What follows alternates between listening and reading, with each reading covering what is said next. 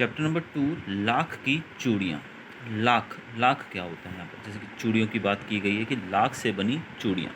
लाख जो है एक तरह का पदार्थ होता है, एक सब्सटेंस होता है जिसको पिघला कर चूड़ियाँ बनाई जाती हैं। उसको चूड़ियों का आकार दिया जाता है पिघलाने के बाद। तो चलिए शुरू करते हैं कहानी को।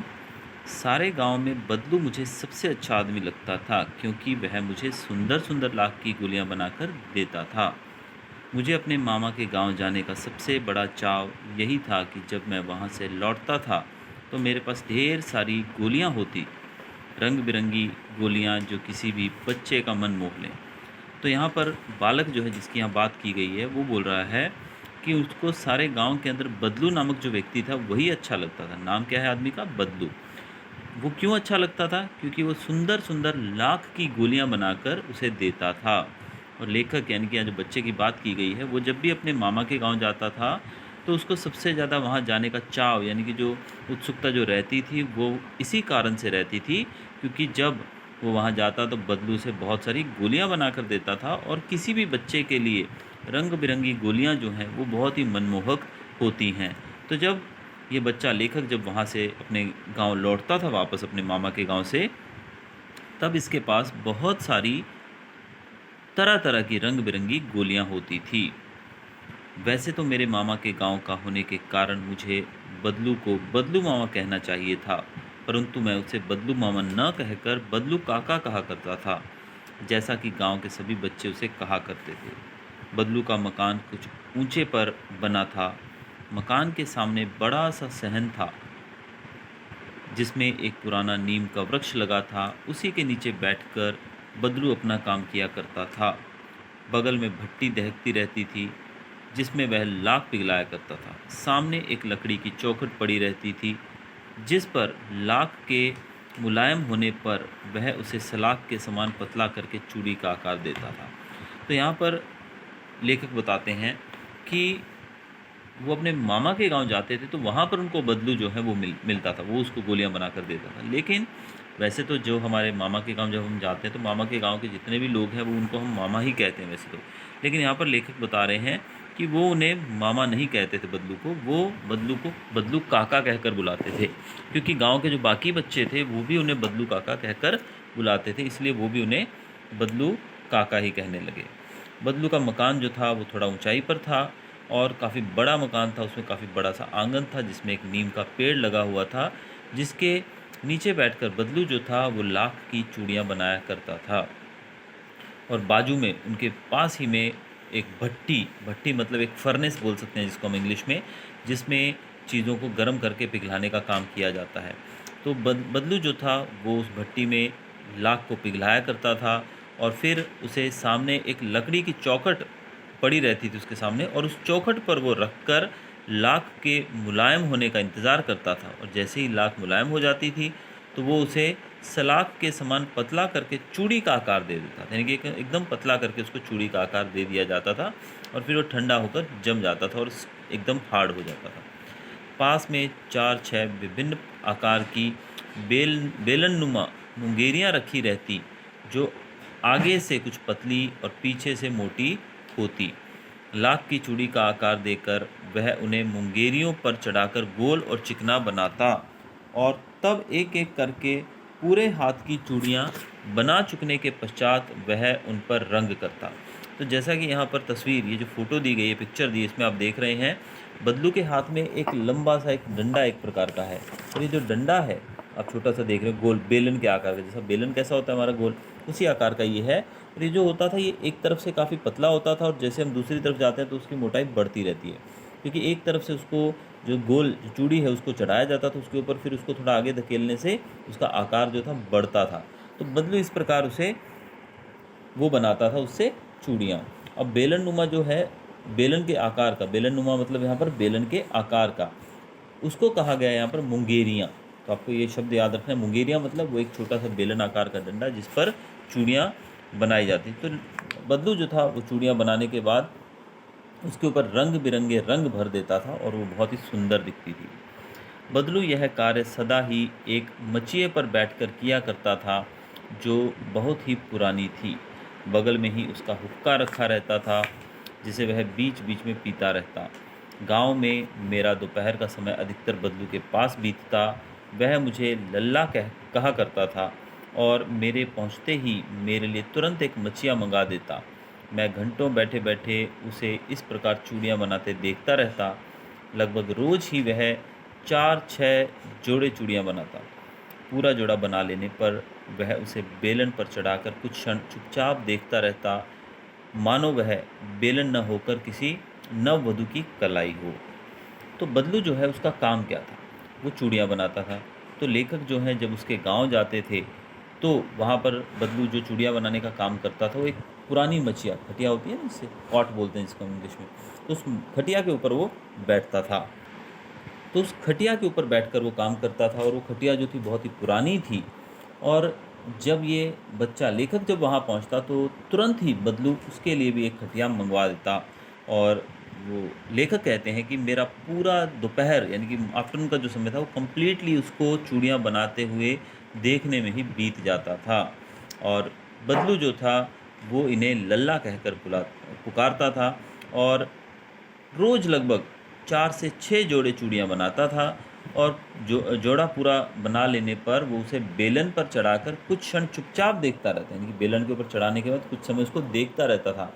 ऐसे लगता है जैसे कि किसी नववधू यानी कि नई नवेली दुल्हन की कलाई हो, इस प्रकार से वो उसको देखता रहता। बदलू मणिहार था। चूड़ियाँ बनाना उसका पैतृक पेशा था और वास्तव में वह बहुत ही सुंदर चूड़ियाँ बनाता था। उसकी बनाई हुई चूड़ियों की खपत भी बहुत थी। वह उस गांव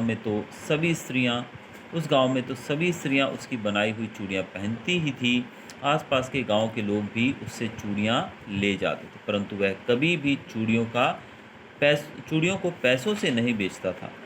उसका अभी तक वस्तु विनिमय का तरीका था और लोग अनाज के बदले उससे चूड़ियाँ ले जाते थे। बदलू स्वभाव से बहुत सीधा था। मैंने कभी भी उसे किसी से झगड़ते नहीं देखा। तो लेखक बदलू के बारे में हमें कुछ और बता रहा है इस पैराग्राफ के अंदर।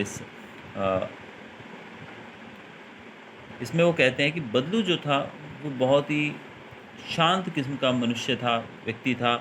और बताया गया जैसे यहाँ पर वो एक मणिहार था, यानी कि चूड़ियाँ बनाना जिसका एक पैतृक पेशा था, यानी कि चूड़ियाँ बनाने वाले परिवार से था। एक मतलब जो सदियों से यानी बाप दादा भी वही काम करते थे, वो भी वही काम कर रहा है। वो चूड़ियाँ जो बनाता था वो अत्यंत सुंदर होती थी और उसकी चूड़ियाँ जो थी वो लोगों को बहुत पसंद आती थी। उसके गांव की स्त्रियाँ महिलाएं तो ये चूड़ियाँ पहनती ही थी, इसके साथ साथ अड़ोस पड़ोस के कई गांवों तक लोग जो थे उसकी चूड़ियाँ लेने आते थे। लेकिन उसके चूड़ी बेचने का जो एक ख़ास तरीका था वो ये था कि वो कभी भी चूड़ियों के बदले में पैसे नहीं लेता था। यानी कि जैसे हम पुराने समय के बारे में बात करते हैं ना, बार्टर सिस्टम होता था। जैसे हम सोशल साइंस में पढ़ चुके हैं शायद क्लासेस के अंदर, बार्टर सिस्टम जिसमें चीज़ के बदले में चीज़ दी जाती है। जैसे कि कोई व्यक्ति अनाज पैदा करता है, किसान जो है, और सामने एक मोची है जो जूते बनाता है, तो वो जूते उससे लेकर उसको बदले में अनाज दे देगा। तो ये सिस्टम जो था बार्टर सिस्टम कहलाता था। तो यही सिस्टम जो था वो बदलू फॉलो करता था। वो अनाज लेता था या बदले में कोई भी चीज़ ले लेगा और उसे चूड़ियाँ दे देगा। और वो इतना स्वभाव से सीधा था कि कवि लेखक कहते हैं कि मैंने आज तक उसे किसी से झगड़ते नहीं देखा। हाँ, शादी विवाह के अवसरों पर वह अवश्य जिद पकड़ जाता था। जीवन भर चाहे कोई उससे मुफ्त चूड़ियाँ ले जाए, परंतु विवाह के अवसर पर वह सारी कसर निकाल लेता था। आखिर सुहाग के जोड़े का महत्व ही और होता है। मुझे याद है मेरे मामा के यहाँ किसी लड़की के विवाह पर ज़रा सी किसी बात पर बिगड़ गया था और फिर उसको मनाने में लोहे लग गए थे। विवाह में इसी जोड़े का मूल्य इतना बढ़ जाता था कि उसके लिए उसकी घरवाली को सारे वस्त्र मिलते, ढेरों अनाज मिलता, उसको अपने लिए पगड़ी मिलती और रुपए जो मिलते सो अलग। तो लेखक बदलू की तारीफ़ करते हुए उसके चरित्र का हमारे सामने एक और पहलू पेश करते हैं कि बदलू जो था वो शादी विवाह, जब भी कभी शुभ प्रसंग उनके गांव में होता था, कभी शादी ब्याह का मौका जो होता था, तो उस समय वो सारी कसर निकाल लेता था। जो वो फ्री में चूड़ियाँ देता था ना सिर्फ अनाज के बदले में, तो अब वो सारी कसर निकाल लेता था। और लेखक कहते हैं कि वो शादी ब्याह के समय जिद पकड़ कर बैठ जाता कि मुझे ये चीज़ चाहिए, तो उस समय उसको हर एक चीज़ दी जाती थी। जैसे कि बताया गया है कि एक बार विवाह था, तो विवाह में वो थोड़ी सी बात पर बिगड़ गया, वो थोड़ा गुस्सा हो गया और फिर उसको मनाने में लोहे लग गए थे, यानी कि उसको मनाना बहुत ही मुश्किल हो गया था, यानी कि काफ़ी मशक्क़त के बाद वो माना।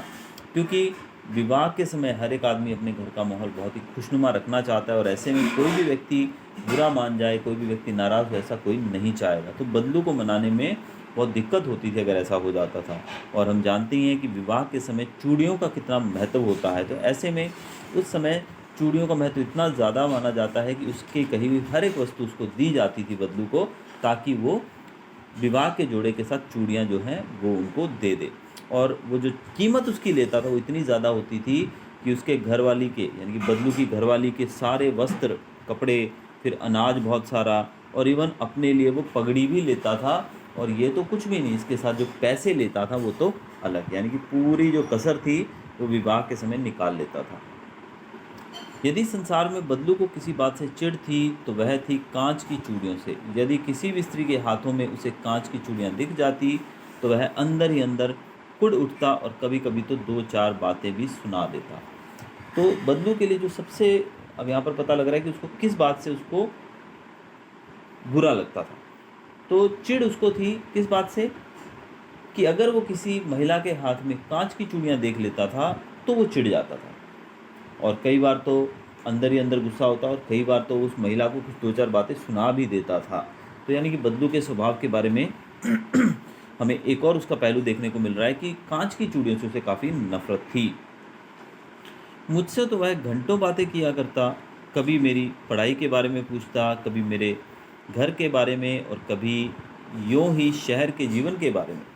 मैं उससे कहता कि शहर में सब कांच की चूड़ियाँ पहनते हैं, तो वह उत्तर देता, शहर की बात और है लल्ला, वहाँ तो सभी कुछ होता है, वहाँ तो औरतें अपने मर्द का हाथ पकड़कर सड़कों पर घूमती भी हैं, और फिर उनकी कलाइयाँ नाजुक होती हैं ना, लाख की चूड़ियाँ पहने तो मोच ना आ जाए। तो बदलू जो है, लेखक हमें बताते हैं कि जब वो लेखक के साथ बात करता था, घंटों वो बातें करने में बिता देते थे दोनों जने। तो बदलू कभी उस बच्चे से पूछता, लेखक से पूछता पढ़ाई के बारे में कि तुम्हारी पढ़ाई कैसी चल रही है, या XYZ ऐसी बातें करता, और कभी वो उनके घर के बारे में पूछता, और कभी कभी वो शहर के बारे में ऐसे ही बातें करने लगता। और लेखक जब उससे बताते कि शहर में तो सब लोग कांच की चूड़ियाँ पहनते हैं, तो वो बोलता, शहर की बात तो कुछ और ही है, वहाँ तो सब कुछ होता है, वहाँ तो औरतें अपने मर्द का, यानी कि अपने पति का हाथ पकड़कर चलती हैं सड़कों पर। और फिर आगे वो ये कहकर एक और दलील देता है कि वो शहर की औरतें जो हैं वो लाख की चूड़ियाँ क्यों नहीं पहनती हैं। वो कहता है कि उनकी कलाई नाजुक होती है, इसलिए लाख की चूड़ियाँ वो पहने तो उनकी कलाई में मोच आ जाए। कभी कभी बदलू मेरी अच्छी खासी खातिर भी करता। जिन दिनों उसकी गाय के दूध होता, वह सदा मेरे लिए मलाई बचा कर रखता, और आम की फसल में तो मैं रोज़ ही उसके यहाँ से 2-4 आम खा आता। परंतु इन सब बातों के अतिरिक्त जिस कारण वह मुझे अच्छा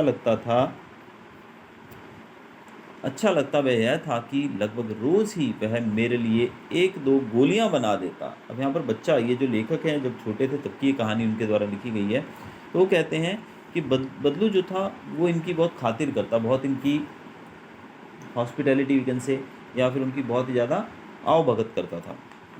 अगर उसकी गाय दूध देती तो उसके लिए, लेखक के लिए वो मलाई बचाकर ज़रूर रखता था। और आम की फसल जब आती थी तो उस समय तो हर रोज़ ही लेखक जो थे वो बदलू के घर से 2-4 आम खाते ही थे। लेकिन जो सबसे अच्छी बात और जो सबसे अद्भुत बात लेखक को लगती थी बदलू के बारे में, वो ये थी कि वो हर रोज़ ही लेखक को 1-2 गोलियां बनाकर देता था लाख की। और बच्चों के लिए गोलियां it's a very interesting thing to get. मैं बहुधा हर गर्मी की छुट्टी में अपने मामा के यहाँ चला जाता और 1-आध महीने वहाँ रहकर स्कूल खुलने के समय तक वापस आ जाता। परंतु 2-3 बार ही मैं अपने मामा के यहाँ गया होऊंगा, तभी मेरे पिता की एक दूर के शहर में बदली हो गई और एक लंबी अवधि तक मैं अपने मामा के गांव ना जा सका। तो लेखक बता रहे हैं कि जब वो छोटे थे उस समय हर गर्मी की छुट्टियों में वो अपने मामा के घर जाते थे। 1-आध महीना, यानी कि लगभग छुट्टियाँ हमारी लगभग 2 महीने तक, 1.5-2 महीने छुट्टियाँ रहती हैं, वेकेशन जो है समर वेकेशन। तो गर्मी की छुट्टियों में वो लगभग एक आध महीना, 1 डेढ़ महीना वो अपने मामा के घर चले जाते थे और स्कूल खुलने पर ही वो वापस आते थे। लेकिन लेखक कहते हैं कि वो 2-3 बार ही अपने मामा के गांव गए होंगे, तभी उनके पिता की बदली यानी कि उनका ट्रांसफ़र नज़दीक नहीं दूर किसी शहर में हो गया। तब लगभग 8-10 वर्षों के बाद जब मैं वहाँ गया तो इतना बड़ा हो चुका था कि लाख की गोलियों में मेरी रुचि नहीं रह गई थी। अतः गांव में होते हुए भी कई दिनों तक मुझे बदलू का ध्यान न आया। अब जब इनके पिता की बदली कहीं दूर शहर में हो गई और इनके मामा का गांव जो था वो काफ़ी दूर हो गया, तो ऐसे में काफ़ी समय निकल गया, ये अपने मामा के गांव नहीं गए। लगभग 8-10 सालों के बाद जब ये अपने मामा के गांव पहुँचे तो ये काफ़ी बड़े हो चुके थे और लाख की गोलियों के अंदर इनका जो इंटरेस्ट था, जो रुचि थी, जो ध्यान था, वो अब काफ़ी कम हो चुका था, क्योंकि बड़े बच्चे लाख की गोलियों से नहीं खेलते हैं, उनके लिए वो कोई भी अट्रैक्टिव चीज़ नहीं है। ऐसे में कई दिन निकल गए गांव में पहुंचे हुए इनको, लेकिन फिर भी इनके मन में बदलू से मिलने का ख्याल न आया। इस बीच मैंने देखा कि गांव में लगभग सभी स्त्रियां कांच की चूड़ियां पहने हैं। विरले ही हाथों में मैंने लाख की चूड़ियां देखी। तब एक दिन सहसा मुझे बदलू का ध्यान हो आया। बात यह हुई कि बरसात में मेरे मामा की छोटी लड़की आंगन में फिसल कर गिर पड़ी और उसके हाथ की कांच की चूड़ी टूटकर उसकी कलाई में घुस गई और उससे खून बहने लगा। मेरे मामा उस समय घर पर न थे, मुझे ही उसकी मरहम पट्टी करनी पड़ी।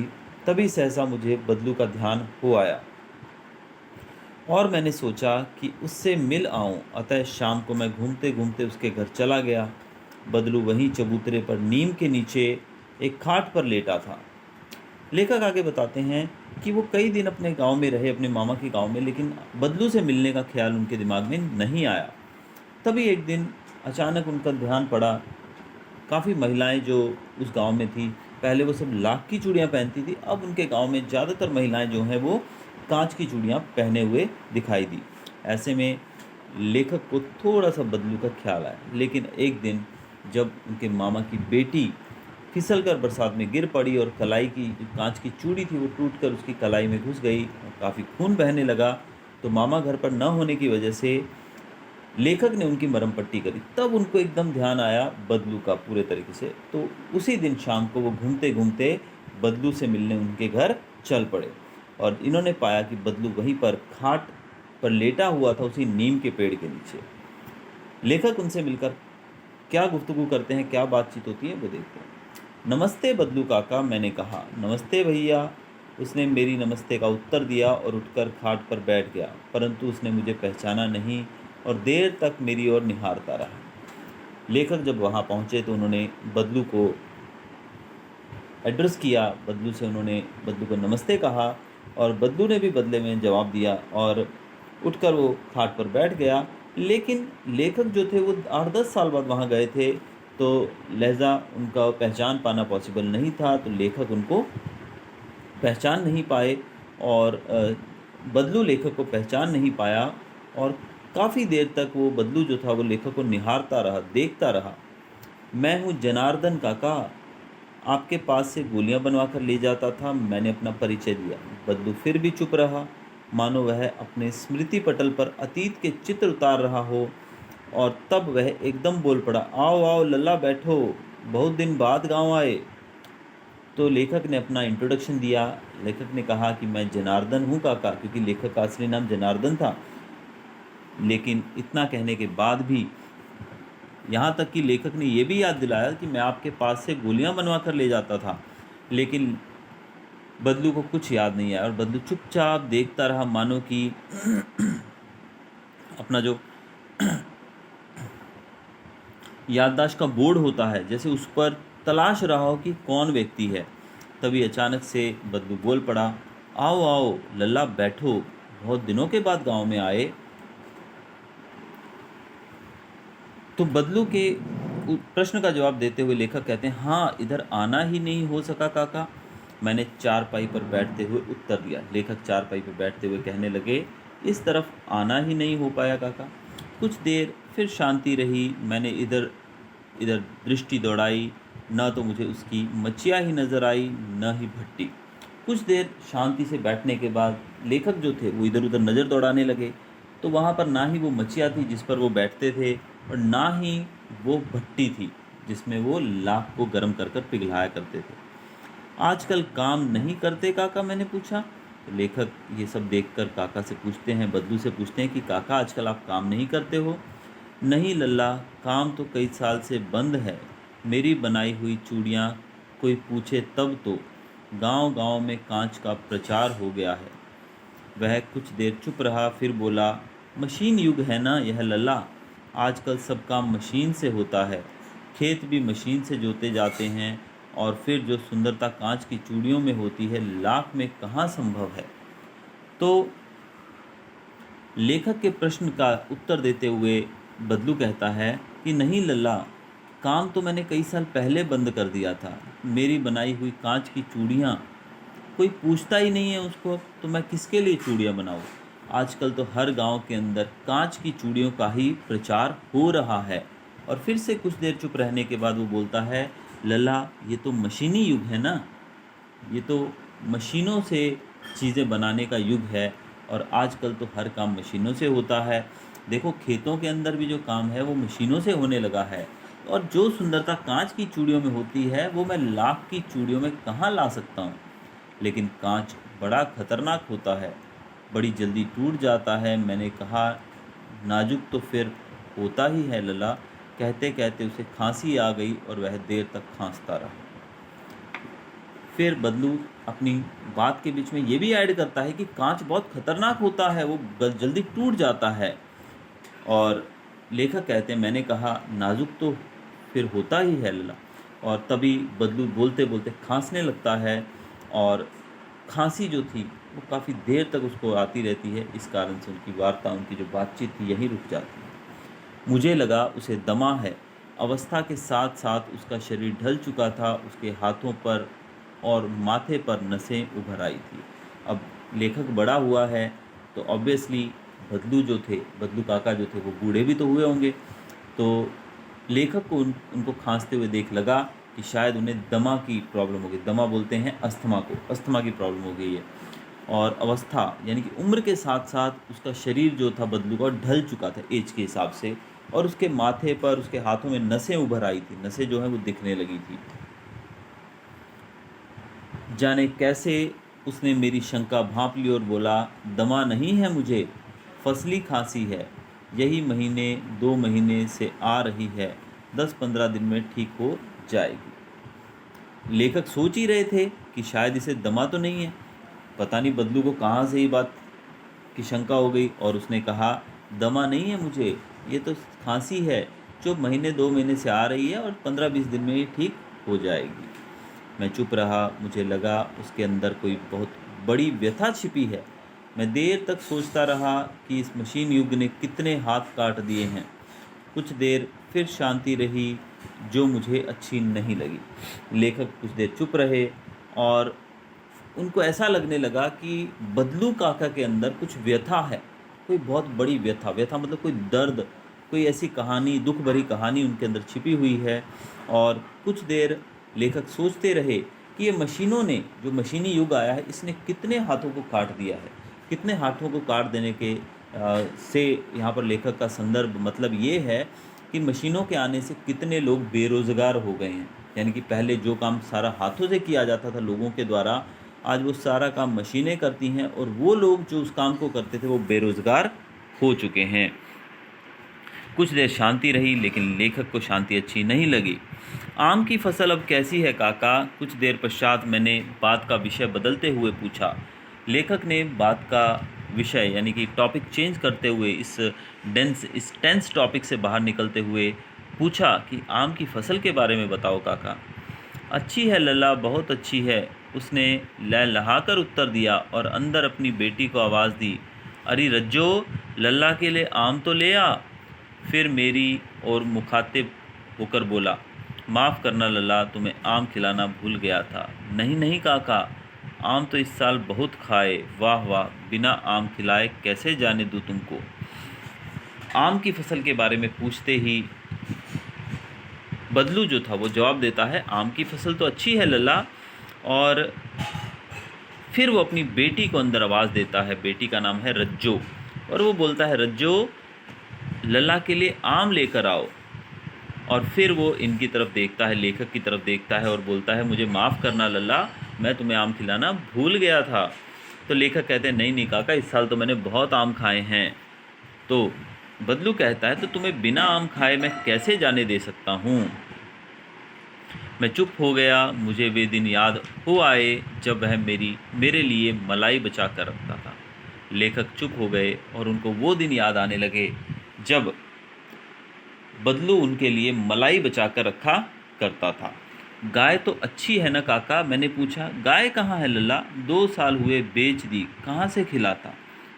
अब वो मलाई का जब लेखक को याद आया, विचार आया मलाई के बारे में, तो लेखक पूछ उठते हैं कि गाय तो ठीक है ना काका। लेकिन बदलू का जवाब आता है कि गाय कहाँ है लल्ला, मैंने तो उसे 2 साल पहले ही बेच दिया, क्योंकि उसको खाना कहाँ से खिलाता मैं। इतने में रज्जो उसकी बेटी अंदर से एक डलिया में ढेर से आम ले आई। यह तो बहुत है काका, इतने कहाँ खा पाऊँगा। मैंने कहा वाह वाह। वह हंस पड़ा, शहरी ठहरे ना, मैं तुम्हारी उम्र का था तो इसके चौगने आम एक बकत में खा जाता था। तो गाय का टॉपिक ख़त्म होते ही वो देखते हैं कि सामने रज्जो जो है वो काफ़ी सारे आम लेकर बाहर आती है, और इतने आम देखकर लेखक कह उठता है मैं इतने आम कहाँ खा पाऊँगा काका। तो इस पर बदलू हंस उठता है और बोलता है तुम तो शहरी हो गए हो बाबू, जब मैं तुम्हारी उम्र का था तो मैं इससे चौगने आम खा जाता था एक बखत में। यहाँ पर बखत शब्द यूज़ किया गया है जिसका मतलब होता है एक वक्त में, यानी कि एक ही समय में मैं इससे दुगने आम खा जाता था। आप लोगों की बात और है, मैंने उत्तर दिया। अच्छा बेटी, लल्ला को 4-5 आम छांट कर दो, सिंदूरी वाले देना, देखो लल्ला कैसे हैं। इसी साल यह पेड़ तैयार हुआ। तो लेखक उत्तर देते हैं कि आपकी बात तो और है ना बदलू काका, क्योंकि आप तो गांव के लोग ठहरे और आप कुछ भी कर सकते हो। गांव के लोग खाने पीने में आपको पता है काफ़ी तेज़ होते हैं, काफ़ी उनकी डाइट हैवी होती है, लेकिन शहरी लोगों की कम होती है। तो लेखक कहते हैं आपकी बात और है लल्ला काका। और तभी इतने आम लेकर आई है उनकी बेटी, इसलिए बदलू अपनी बेटी से कहता है कि 4-5 आम छांट कर इसको दो, और वो भी सिंदूरी वाले देना जो कि खाने में बहुत मीठे लगे। और ये कहते हुए बदलू कहता है कि ये पेड़ इसी साल तैयार हुआ था, इसी के आम है ये। रज्जो ने 4-5 आम अंजलि में लेकर मेरी ओर बढ़ा दिए। आम लेने के लिए मैंने हाथ बढ़ाया तो मेरी निगाह एक क्षण के लिए उसके हाथों पर ठिठक गई। गोरी गोरी कलाइयों पर लाख की चूड़ियाँ बहुत ही फब रही थी। रज्जो ने 4-5 आम निकालकर उसकी ओर हाथ बढ़ाया तो लेखक की नज़र उस बच्ची के रज्जो की कलाई पर पड़ी, जो कि गोरी गोरी कलाइयाँ थी। उसके ऊपर लाख की चूड़ियाँ बहुत ही फब रही थी। फब रही थी मतलब बहुत ही जम रही थी, बहुत ही सूट कर रही थी। बदलू ने मेरी दृष्टि देख ली और बोल पड़ा, यही आखिरी जोड़ा बनाया था ज़मींदार साहब की बेटी के विवाह पर। 10 आने पैसे मुझको दे रहे थे, मैंने जोड़ा नहीं दिया, कहा शहर से ले आओ। बदलू ने देखा कि लेखक लाख की चूड़ियों को देख रहा है, तो इस पर बदलू बोल उठा कि ये जो जोड़ा मेरी बेटी ने पहना है रज्जो ने, ये आखिरी जोड़ा मैंने बनाया था लाख का।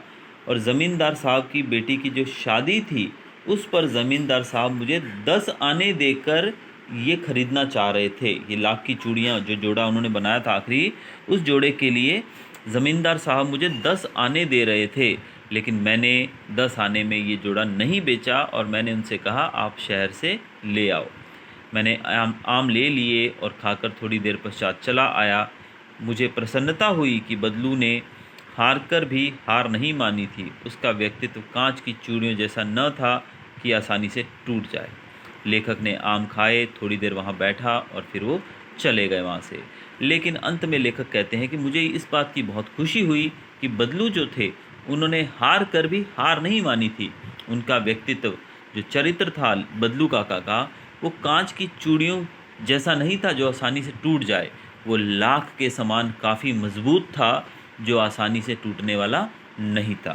तो ये कहानी लिखी गई है कामता नाथ के द्वारा, और इस कहानी से लेखक जो हैं वो हमारा ध्यान जो है मशीनी युग से होने वाले नुकसान की तरफ डालना चाहते हैं कि मशीनों के आने से किस प्रकार कई लोग बेरोज़गार हो गए हैं, कई हाथ कट चुके हैं। इसी ओर इशारा करते हुए लेखक ने ये पाठ हमारे सामने लिखा है, प्रस्तुत किया है। और हमने देखा बदलू जैसे लोग, बदलू चाहता तो वो लाख की चूड़ियों को छोड़कर कांच की चूड़ियां भी बेच सकता था या उसका भी वो बिज़नेस व्यापार कर सकता था, लेकिन बदलू ने अपने पैशन को, जो उसका लाख की चूड़ियों के प्रति जो उसका रुझान था, जो पैशन था, उसको बिकने नहीं दिया और उसने लाख की चूड़ियों को बनाना भले बंद कर दिया, लेकिन आज भी उसने घर पे उसकी बेटी के हाथ में लाख की चूड़ियां ही पहनाई थी। तो इस प्रकार मशीनी युग के दुष्प्रभावों के ऊपर की ओर हमारा जो फोकस है वो लेखक करवाना चाहते हैं। तो ये तो एक छोटा सा टॉपिक था, बट वैसे देखने जाएं तो मशीनों के आने से बहुत सारे लोग जो हैं वो बेरोज़गार हो गए हैं।